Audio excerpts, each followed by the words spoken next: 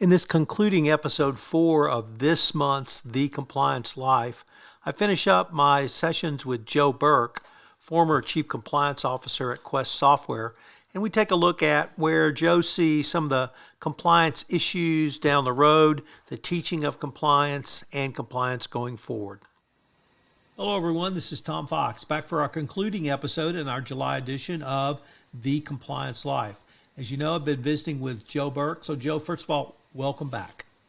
Thank you, Tom. Joe, we're in this episode, I'm going to ask you to maybe put on your Karnak the Magnificent turban and look down the road. But before we do, you have taught compliance for some time now, and I'm wondering if you could give us your thoughts on what's it like teaching compliance, what's the challenges you found in the coursework you have created, and how do you find I would say the next crop of compliance professionals, but you may be really in the first generation of professors who have taught compliance at a law school or business school. So if you can find some answers in those questions, what do you think about teaching compliance? Well, I love teaching it, Tom. I'm at Fordham Law School in New York City, my alma mater. And really how it came about was I was doing a summer session of about 90 minutes, and Professor had asked me to talk a little bit about what is it like. This is back when I was at Dell. What is it like to be a compliance officer? And so I talked about it for 90 minutes. And after that, he talked about how there's really no material out there on that topic. What I love about the course that I teach is that it is how to build a compliance program. And we spend, I co-teach with a guy named Bruce Carpati, and we spend 8 sessions, 3 hours each, going through the basics of how to build a program. And I would say, to me, it is unique. It is challenging because there is no roadmap for this. In fact, what I've learned more and more is that compliance officer operations are different for every company. And they should be. Every company is a little bit different. But what I found was there is a rhythm to the way that companies work. There's a time to go ask for budget. There's a time to put together objectives. There's a time to do risk assessments. And when you get that rhythm together, the system works a whole lot better. You have a plan. You have the materials to sit down and talk to regulators to say, look, we don't have our head in the sand. We know exactly what we're doing this year, what we're going to do next year, how we're going to deal with this challenge. We're not quite 100% there yet, and nobody is. But that's what I love about it, is that it takes an area, an amorphous area where no one can be 100% compliant on everything, and it puts together a plan, and it gives students an idea. There is a way to sit down and do this methodically and put yourself in a position where you can be successful no matter what your budget is, no matter what your resources are. So let me turn to your students, because I have also taught a couple of compliance classes, one in a business school setting and one in a law school. And I found the professional backgrounds of many of these students are not legally based. Although, obviously, when I'm teaching in a law school, they're going to be lawyers. But I'm seeing a much more rounded group of professionals. Has that been your experience? And if so, how do you see that leading to a much broader and rounder, well-rounded compliance profession going forward? Yeah, that's a great question. We at Fordham, we have limited admission to the class to second and third year students, and then graduate students, LLM students and international graduate students. And the reason is exactly that, Tom. I think having some professional experience, understanding how corporations work, or even small business, just partnerships, whatever, having that experience helps, because you have to understand the motivations and really the pressures of working in a business environment before you can fully understand what a compliance officer needs to do. You're changing people's minds. You're creating culture. And I think the big takeaway for us has been that the best students and the students that add the most to the class are those that have either done some compliance in the past or have had some business experience in the past where they've had to earn a salary for a while and they really understand how these business operations work. So let me change the focus just a little bit, Joe, and ask you to put on your prognosticator hat and ask, where do you see compliance down the road? We've talked a fair amount in this podcast series about anti-bribery, anti-corruption compliance, but do you see the role of the compliance professional spreading into other areas? I really do. I think what's going to happen is we're going to start to see a debate about the authority and the justification for compliance as a discipline. You know, when you think about the way corporations work, almost everything is designed to bring in revenue. And for us in compliance, the only impact we have on revenue is indirect.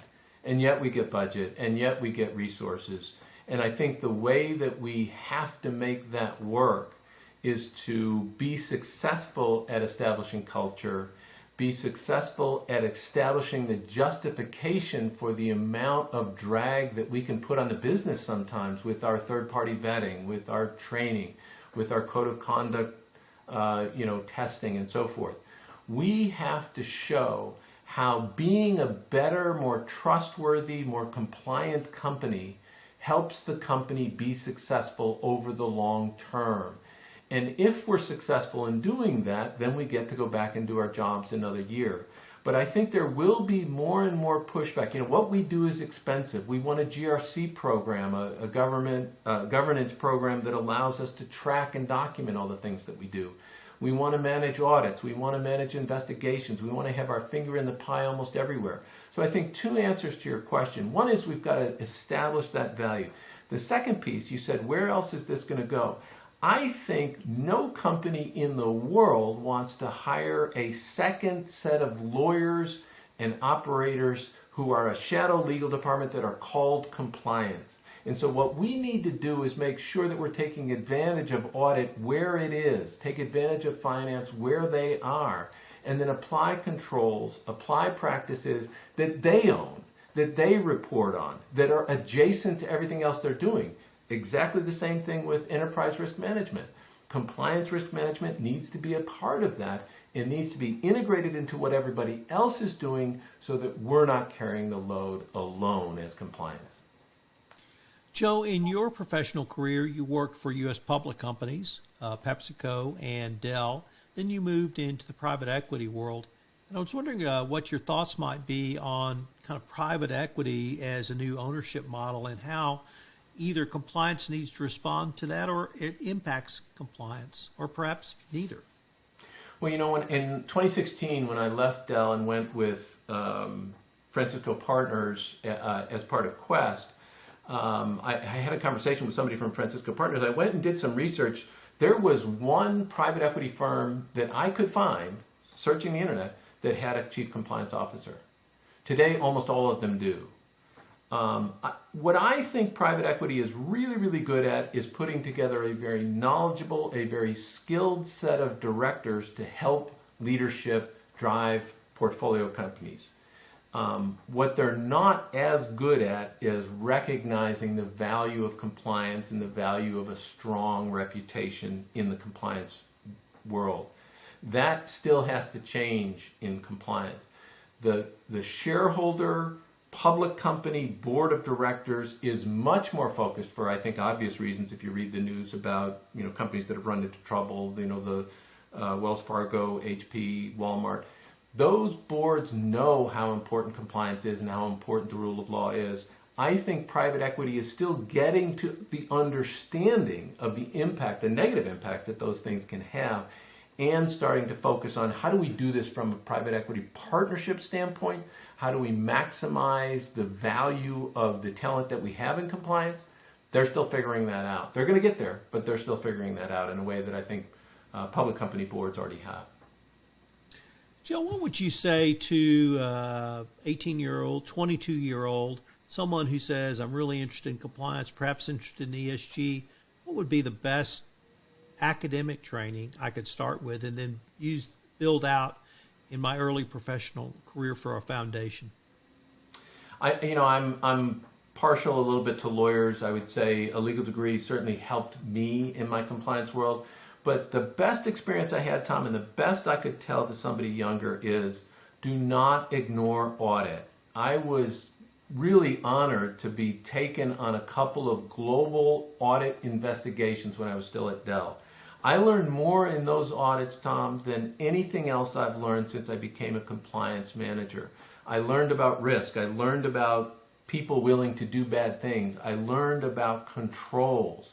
Controls, which never made any sense to me prior to this, suddenly made all the sense in the world. So I would say to a young person thinking about this, brush up on controls, understand how audit works, focus on the law, whether you want to become a paralegal, lawyer, however you want to do it.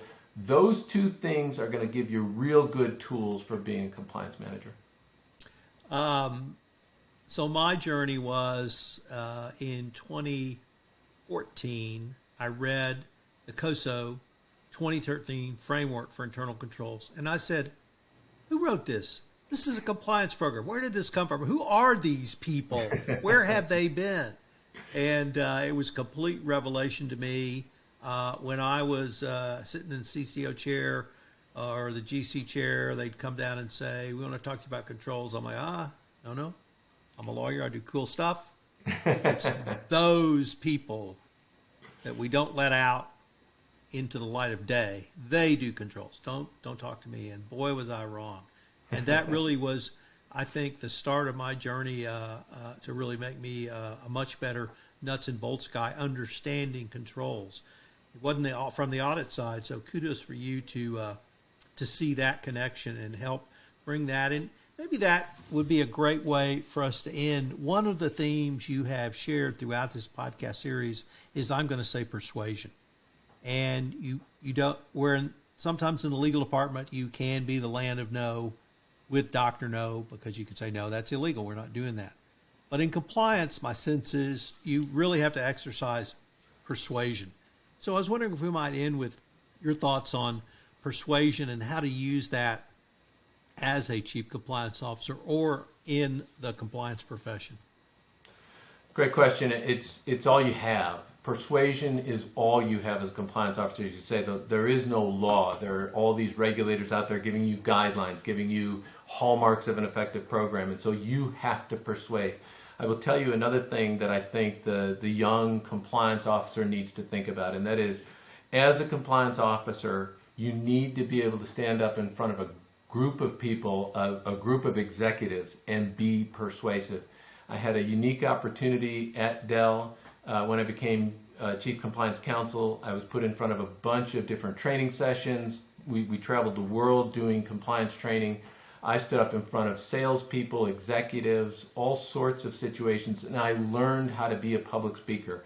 And we can argue about how effective I am, but I learned that if I can't stand in front of a bunch of people and persuade them that this is the right direction to go, then I really can't get my job done. So I've told my kids this, I've told my students this. There is no more valuable thing that you can teach yourself earlier in your career than to be able to stand up in front of a bunch of people with more power than you have and persuade them that what you're thinking and what you're proposing is the right way to go. Invaluable. Joe, I can't think of a better way to end this podcast series. I wanted to thank you again for taking the time to share your journey to the CCO chair and beyond. And before we leave, if anyone wanted to connect with you or find out any more information about any of the topics you've touched on, what would be the best way for them to do so? LinkedIn is the best. I'd be happy to talk to them on LinkedIn. Thanks, Tom. This is Tom Fox again.